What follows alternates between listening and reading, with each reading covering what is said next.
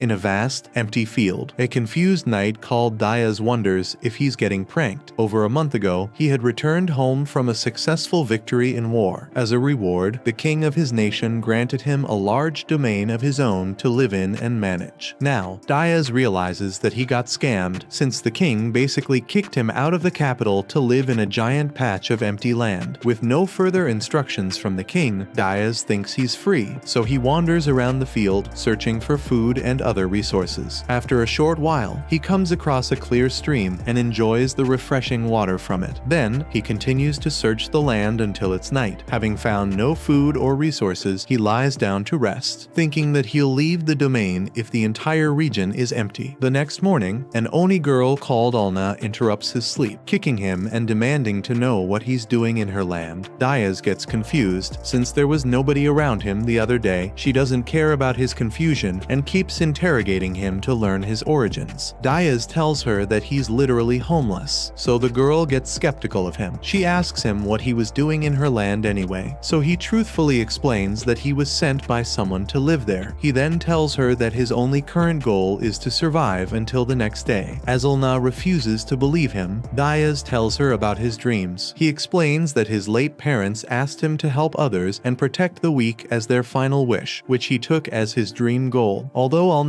expected Diaz to be lying about his noble goal, her horn starts glowing blue, which forces her to believe him. In contrast, Diaz is a pure man, and he doesn't understand why the girl was suspecting him. She asks him if he's a friend or an enemy, but he reminds her that he's neither of those things since they've both just met. For some reason, Diaz's reasonable words just make her even angrier. He wonders why she's so frustrated. Then, he remembers that she's living in her domain, so she's one of his own subjects. Thinking that the girl is testing his sincerity to his subjects, he seriously declares that he is her loyal ally to comfort her. He promises to protect the girl from her enemies, no matter who they are, which causes her horn to shine radiantly. Even the girl is surprised by the intensity of Diaz's sincerity, and she suddenly drags him away somewhere. Soon, they enter a village of honest. Diaz wonders why he couldn't find the village earlier, but he's given no time to react, as the girl drags him to her chief's house.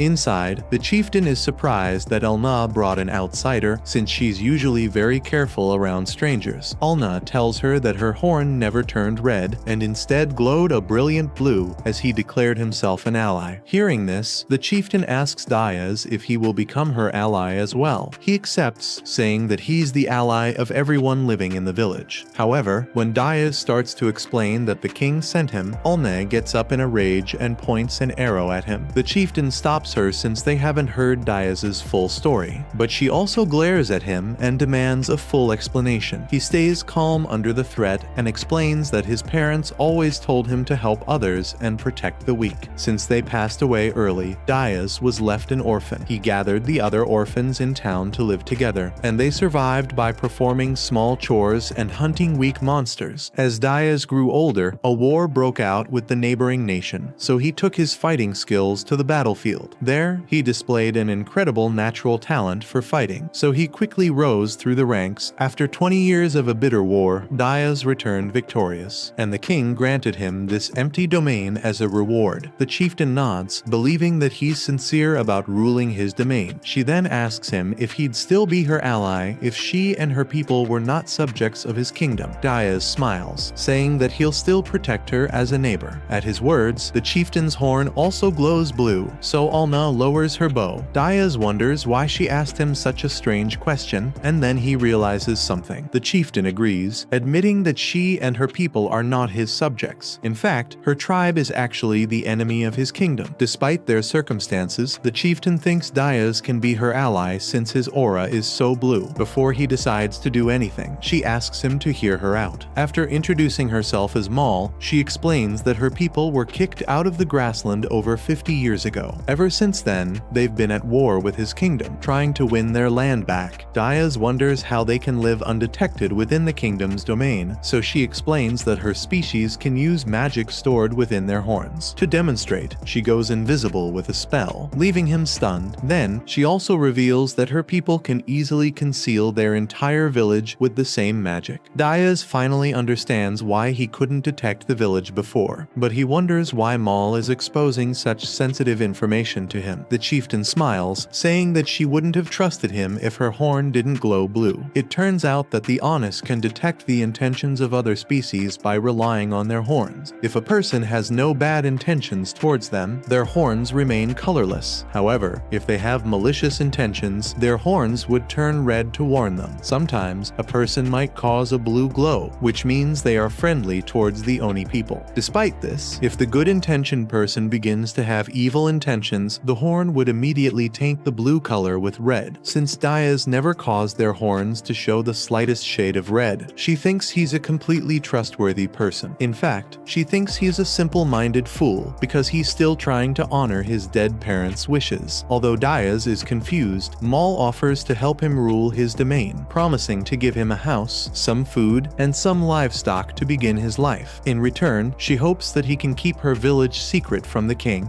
Dayas accepts her offer and promises to protect her people as long as they don't threaten his kingdom. Mal is satisfied with his attitude, so she orders Alna to go with him and show him the ways of their village. Alna nods at first, but then she gets shocked after realizing her orders. Mal reminds her that she brought Dayas in the first place, so it's her job to look after him. Though she is frustrated, Alna agrees. Afterward, she goes out with Dayas and gets some villagers to build a house for him. In just a few hours, the villagers efficiently build a house with a wooden structure. Dayas is surprised by their speed, so Alna explains that her people aren't always able to hide. For this reason, they build their houses with lightweight structures so they can be easily removed in case of an emergency. Once the house is set up, Alna tells him that the food and livestock will be sent to him later. She offers to help him with the livestock later, so Dayas thanks her. However, he feels a bit concerned about the number of subjects in his territory and asks her if she's got a way to increase their population. Alna doesn't understand why he even wants more subjects, especially since food is limited in their empty land. She asks him how he'd take care of an increasing population, so Dayas realizes his mistake. She then gives him a bag of strange dust, explaining that it's a special bait that can attract wild animals. Alna tells Dayas to take the dust and spread it away from the village, and she explains that he can earn more money for every beast he gets. The brawny-headed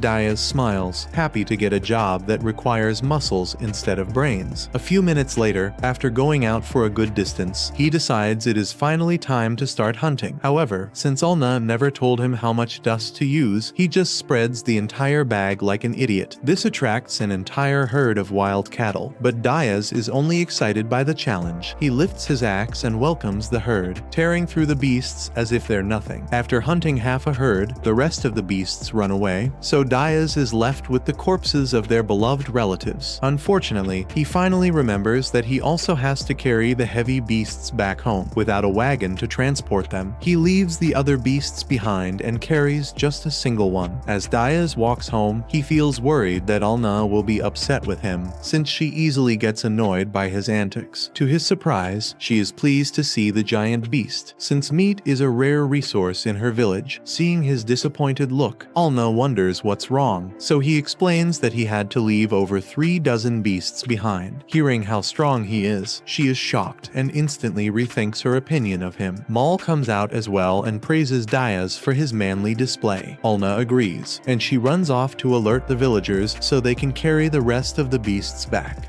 Dayas wonders what Mal means by manliness, so she explains that it's simply a man's ability to work. The more a man is able to work and earn, the manlier he is in the eyes of her tribe's women. After learning this, Dayas understands why Alna seems so pleased with him, but he thinks that looks and personality matter as well. Mal disagrees, saying that neither looks nor personality put food on the table. Dayas understands where she's coming from. He realizes that for a small tribe, food and survival are the only important things compared to the people living in the kingdom. Then, Mal tells him that he'll need to work a bit harder if he wants to marry a beauty like Alna. He gets embarrassed and acts like that wasn't his intention, so she starts teasing him even more. The next day, Dayas wakes up from the smell of fresh breakfast in his room. He finds Alna cooking for him, smiling in a completely submissive manner compared to earlier. After having breakfast, he praises her cooking, which causes her to blush. Watching him eat so closely, Alna is unable to bear the tension, so she changes the topic to hunting again. She explains that her tribe still needs a well for water and an outhouse to host guests, which will help Diaz expand his domain. However, the village does not have enough money to pay the craftsmen, so Diaz agrees to hunt for them. Alna asks him to hunt some monsters, so he thinks about it. Although monster meat is toxic and inedible, their rare materials sell for incredible prices. Diaz agrees to hunt, wondering if the peaceful grassland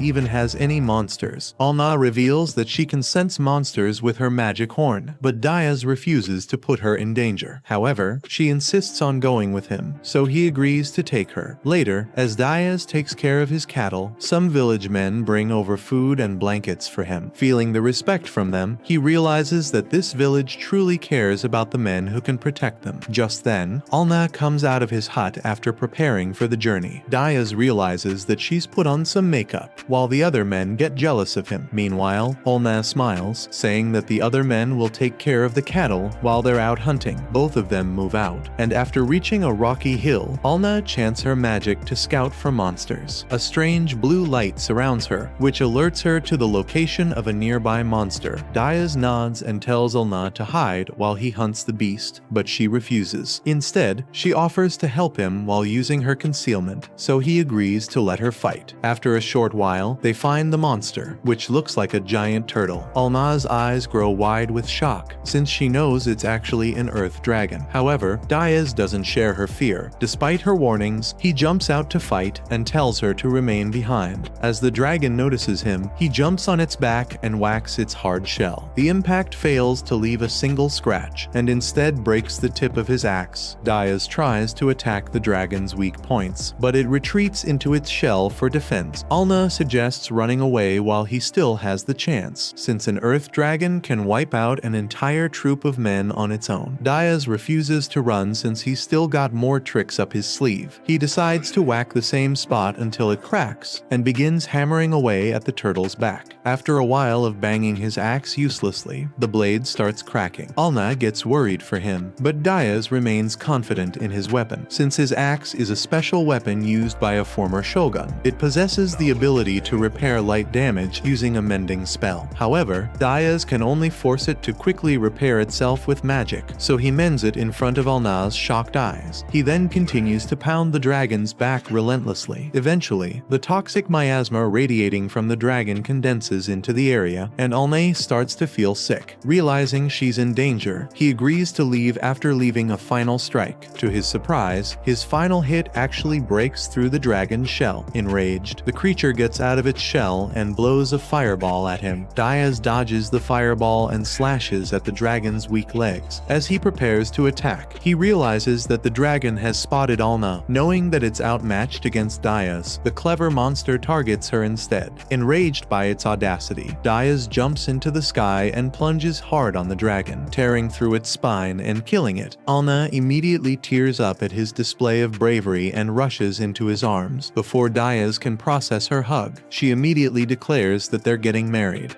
Diaz returns to the village shortly afterward, and with the help of several Oni villagers, he drags the earth dragon's massive body through the village. The villagers proudly announce that Diaz was the one who defeated the earth dragon completely on his own, and everyone around them begins cheering and praising him for such an amazing achievement. After the dragon's body is finally placed down safely, Diaz quietly watches all the villagers celebrating. However, he can't help wondering what everyone is so excited about, because he doesn't see defeating the earth dragon as a big deal. Mal then walks over to Diaz and says she still can't believe he managed to defeat the earth dragon all by himself. Diaz simply shrugs it off and says it really wasn't anything special. Rather than asking for treasure or praise, he says he would rather have a proper well and a privy built using the value of the earth dragon. Mal smiles and tells him that won't be a problem at all, because just one of the earth dragon's legs is valuable enough to pay for several wells by itself. Hearing that finally makes Diaz realize just how incredibly valuable the Earth Dragon actually is. Maul then explains that they plan to return many of the dragon's valuable materials back to Diaz since he was the one who defeated it. Besides that, they'll also build the extra facilities he asked for and give him several more gifts as a reward for everything he has done. However, Diaz's expression gets hard when Maul reminds him to save part of the reward for Alna's wedding gift. She says Alna's parents would be delighted to receive something like one of the Earth Dragon's claws or one of its large fangs as a gift. Diaz looks completely confused and honestly has no idea why everyone keeps talking about marriage. He asks Maul what all this marriage talk is supposed to mean. Maul calmly explains that he's going to marry Alna whether he likes the idea or not. She says Alna is willing to do whatever it takes to build a close relationship with him, so making him part of the family through marriage is the best option they have. Maul also tells Diaz that even if he somehow doesn't end up marrying Alna, he won't be able to avoid the problem because all the other girls in the village will immediately start surrounding him and trying to win him over instead. After hearing that, Diaz quickly realizes that would probably become an even bigger problem than marrying Alna in the first place. Even so, Maul tells him not to worry because Alna has already gone to speak with her parents about arranging the marriage. As soon as Diaz hears that, he realizes that's probably the reason he hasn't seen Alna anywhere for a while. He then asks Maul if that means the two of them are officially engaged now. Maul explains that Oni don't follow the same engagement customs that humans do. Instead, once both sides agree, they simply get married right away. Even so, Diaz will still be the one who decides exactly when the marriage actually takes place. Maul goes on to explain that the stronger the bonds Diaz builds with the village and its people, the closer he'll come to becoming the next superb lord. She's putting so much effort into helping Diaz become the superb lord because she knows exactly what happened the last time. The previous person chosen for the position turned out to be completely unfit to lead everyone, and she doesn't want history to repeat itself by allowing another unsuitable person to become the next lord. After Maul leaves, Diaz overhears some of the villagers talking about how lucky Alna is to be marrying someone as strong as him at such a young age. Hearing that makes Diaz curious, so he asks one of them how old Alna actually is. The moment he learns that she's only 15 years old, his jaw practically drops. Since he's 35, he's old enough to be her father, making the whole situation even more shocking to him. Thankfully, the kingdom has a law that says people must be at least 18 years old before they can get married. That means Diaz would only be engaged to Alna for the next 3 years, and by the time the wedding finally happens, he'll likely have become a full-fledged lord. Sitting by himself, Diaz realizes he needs some time to sort out his thoughts and prepare himself for everything that's happening around him. Not long after, Alna walks over to him with a bright smile and tells him that everything has already been arranged. She then asks what he would like to have for breakfast the next morning. Diaz simply smiles back and tells her he's fine with anything she decides to make. However, he never expected that he would end up attending a huge Oni introduction banquet, where everyone officially welcomed him into the village and celebrated his future with Alna. Sometime after the banquet, the new well and privy were finally completed, and life in the village gradually settled back into its normal routine. That afternoon, Diaz finishes building another tent and thinks to himself that he needs to get much better at making them. After all, if more people decide to move into the village, he doesn't want any of the new residents sleeping on the bare ground without proper shelter. Just then, Alna suddenly walks over to him and says she's sensing a monster coming from the north. She explains that it doesn't seem to be a very large monster, but it's definitely moving straight toward the village. Diaz calmly says he'll go and deal with it himself, believing it won't take long. However, Alna insists that she wants to come with him. Diaz argues that it's too dangerous for her, but after Alna keeps insisting and refuses to stay behind, he finally gives in and allows her to come along. Before long, the two of them arrive at the source of the disturbance and discover that the monster heading toward the village is actually an ogre. Seeing how large the ogre is, Diaz and Alna realize they need to end the fight as quickly as possible. The two of them immediately charge into battle, and Diaz is surprised by how light Alna is on her feet and how skilled she is with a bow. She moves around the battlefield with ease while landing accurate shots, and by working together, the two of them manage to bring the ogre down without too much trouble. However, the ogre's blood smells absolutely awful. After the battle, Alna wrinkles her nose and tells Diaz to go wash himself properly because she's not letting him into the house while he smells like that. Diaz has no choice but to clean himself up before heading back. The following day, Diaz is lost in thought as he remembers how disappointing yesterday turned out to be. Instead of meeting new people who might become citizens of the village, they only ended up fighting another dangerous monster. Just then, Alna suddenly comes running toward him and excitedly announces that they're pregnant and are going to have little ones, though it turns out she was actually talking about Francois, who had finally become pregnant after waiting for a very long time. Alna then reminds Diaz that bars are incredibly intelligent creatures, but that intelligence comes with a weakness. They're much more sensitive to fear and emotional stress than most races, and that problem becomes even worse during pregnancy. Sometimes the pressure becomes so overwhelming that it can even cost them their lives. Because of that, Alna suggests that Diaz stay close to Francois and Francis for a while so they can feel safe and supported. For the time being, they'll all be staying together in the same yurt. Alna assumes Diaz probably won't like the arrangement because bars become especially smelly during pregnancy. To her surprise, Diaz honestly doesn't mind at all and agrees without complaining. Seeing his reaction makes Alna feel relieved because it shows just how thoughtful and considerate he really is. A moment later, Alna's horn suddenly begins to glow, which is a sign that monsters, or at least unfamiliar visitors, are nearby. She quickly explains that she can sense 10 horses approaching from the east. Diaz realizes that's the same direction as the royal capital, but he isn't expecting any visitors, making the situation seem suspicious. Diaz decides to go and investigate while Alna stays behind to watch over the village. He quickly runs across the open fields and soon spots the group of travelers. At first, he prepares himself in case they're enemies, but his attitude changes the moment he recognizes his old friend Klaus among them. He immediately greets him with a friendly handshake and asks what he's doing all the way out here. Klaus explains that the lady traveling with them is the one who came to see Diaz. Diaz has no idea who she's supposed to be, but he decides to bring the group back to his tent so they can talk in private. While there, he realizes it was a smart decision to hide everything except the yurt he built. He promised to keep the Oni village a secret, and explaining their existence to outsiders would have created a lot of unnecessary problems. Once everyone is settled, the young woman finally introduces herself as Diane, the third princess of the kingdom. She politely asks Diaz if his manor is still under construction because she hasn't seen any servants or signs of a noble's estate nearby. Diaz simply explains that he doesn't own a manor and has no servants working for him. The only home he has is the yurt standing in front of them, and even if it doesn't look very impressive, he spent a great deal of time building it with his own hands. Diane is surprised to hear that Diaz built everything around him with his own hands, especially because the king had supposedly given him a huge reward along with an even larger amount of money to help him get started. To her surprise, Diaz explains that he never received a single coin from the king. Instead, he was simply dropped off in the middle of nowhere without even being given food or water to survive. Putting that aside, Diaz asks Diane what brought her all the way out to such a remote place. Diane explains that a war is about to break out around the royal capital, and they've come to ask for his help because people now see him as the kingdom's heroic savior. As payment for his help, she even offers to marry him herself as a reward. However, Diaz has absolutely no interest in getting involved in another war. With Francois having just become pregnant, he has more important things to protect, so he calmly turns down her offer and politely asks Diane to leave if that's the only reason she came. One of Diane's guards becomes furious after hearing Diaz reject the princess's proposal and tries to intimidate him by swinging his sword. Before the attack can even reach him, Diaz reacts on pure instinct and knocks the weapon aside with a single strike, splitting the sword cleanly in half. The guard immediately prepares to attack again, but Klaus quickly steps in and stops him. He tells the others there's no point trying to fight Diaz because even if every one of them attacked together, they still wouldn't stand a chance against him. After the group leaves, Diaz looks around and realizes he may have used a little too much force. His attack damaged the floor matting inside the yurt, and he immediately realizes Alna is definitely going to scold him for making such a mess. Meanwhile, Diane quietly leaves while holding a grudge against Diaz for refusing both her request and her marriage offer. As Diaz steps outside, Alna suddenly reveals herself along with Francis and Francois, who had been hiding nearby the entire time. Alna explains that everyone who came with Diane left with a red aura except for one person, whose aura remained blue. She explains that a red aura represents hostility, while a blue aura shows trust or affection. After hearing that, Diaz figures the only person with the blue aura must have been Klaus. The following morning, Diaz wakes up to the smell of breakfast as Alna prepares the morning meal. While cooking, she suddenly tells him that there's a human wandering around nearby. What's strange is that the person doesn't seem to be searching for anything in particular and is simply walking around without any clear direction. Diaz assumes it's probably just a traveler who got lost, so he decides to go and check for himself. Alna, Francis, and Francois decide to follow him as well, but they use their concealment ability so they won't be seen by the visitor. After walking through the valley for a while, Diaz finally spots the traveler and realizes it's Klaus. When they meet, Diaz immediately notices that Klaus is no longer wearing his armor or carrying his sword. Klaus explains that he had himself dismissed from the army because he didn't want to end up fighting on the front lines of the coming war. Instead, he traveled all the way here because he wants to work for Diaz as his personal soldier. Hearing that, Diaz remembers that Klaus was the only person who never looked down on him for being an orphan, even when everyone else treated him differently. Klaus always treated him with respect. Diaz admits that having someone like Klaus by his side would be reassuring, but before making a decision, he feels he should ask Alna what she thinks. The next moment, Alna suddenly appears out of nowhere, completely catching Klaus by surprise. She tells Diaz there's nothing to worry about because Klaus has kept a blue aura the entire time, proving that he has no hostile intentions. Klaus immediately starts bombarding Diaz with questions about where Alna suddenly came from and how she appeared out of thin air. Diaz simply tells him it's a really long story before saying he'll explain everything once they get back home. That was the second episode. Subscribe to not miss the next part and watch the next video on screen.